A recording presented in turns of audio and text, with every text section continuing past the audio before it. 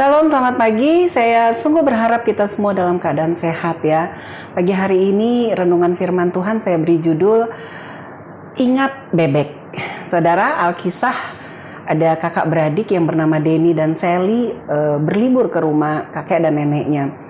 Pada waktu mereka berlibur, mereka melakukan banyak sekali kegiatan karena tempat kakek dan neneknya ini adalah peternakan sekaligus perkebunan yang luas sekali gitu.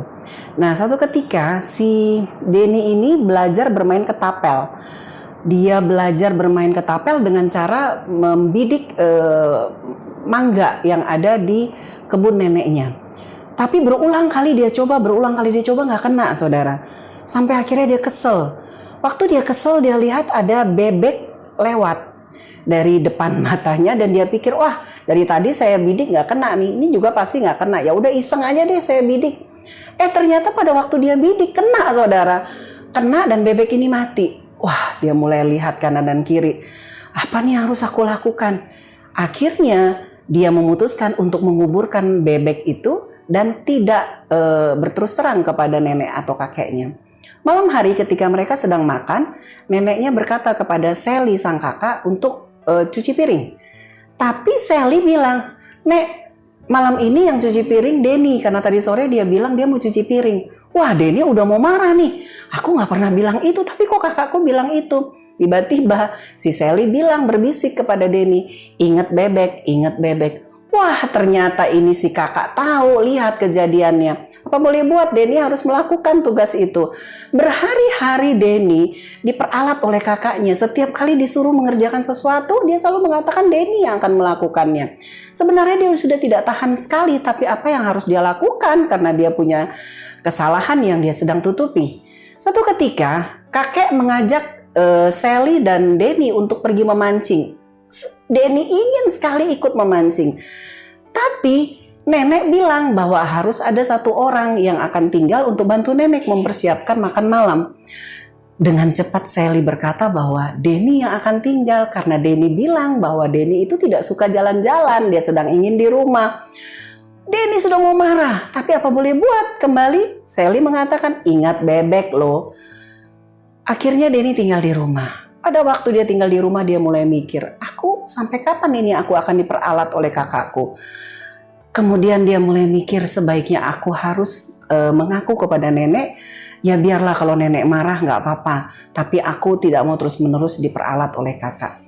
Denny bicara kepada neneknya, memohon maaf kepada neneknya. Neneknya senyum dan bilang, "Denny, saya sudah mengampunimu dari pertama kamu melakukannya, tapi aku ingin kamu yang berbicara kepada nenek mengakui perbuatanmu."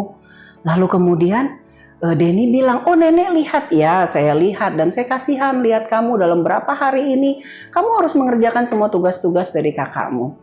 Nah, saudaraku, pernahkah kita mengambil keputusan yang bodoh dengan tidak mau mengakui dosa-dosa kita di hadapan Allah? Sadarkah kita jika kita melakukan itu, maka iblis akan senang sekali. Kita jadinya tidak punya hubungan yang bebas dengan Allah. Kita selalu merasa tertuduh. Iblis mengambil kesempatan untuk memperbudak kita dan terus-menerus mengingatkan kita akan kesalahan-kesalahan kita, seperti Sally yang mengingatkan Denny, "Ingat bebek, ingat bebek." 1 Yohanes 1 ayat 9 mengatakan, "Jika kita mengaku dosa kita, maka Ia adalah setia dan adil, sehingga Ia akan mengampuni segala dosa kita dan menyucikan kita dari segala kejahatan." Saudara, jika saat-saat ini ada dosa-dosa yang belum kita bereskan dan masih kita sembunyikan, ayo datang kepada Allah, mohon pengampunan. Allah itu setia dan adil. Dia akan mengampuni kita dan kita akan dibebaskan. Hubungan kita dengan Allah akan pulih. Jangan biarkan si iblis ambil kesempatan untuk terus-menerus memperbudakmu dengan dosa-dosamu. Amin. Mari kita berdoa. Bapa di dalam surga, jika hari ini ada di antara kami yang masih menyembunyikan dosa-dosa kami, tidak mengakuinya kepada Allah, maka hari ini kami mengambil keputusan untuk kami mengakuinya dan kami mau menang, kami mau memperoleh damai sejahtera. Sehingga iblis tidak akan mengambil kesempatan untuk memperalat, memperbudak kami. Kami akan melakukannya di dalam nama Tuhan Yesus. Haleluya. Amin. Selamat pagi, Tuhan berkati kita semua.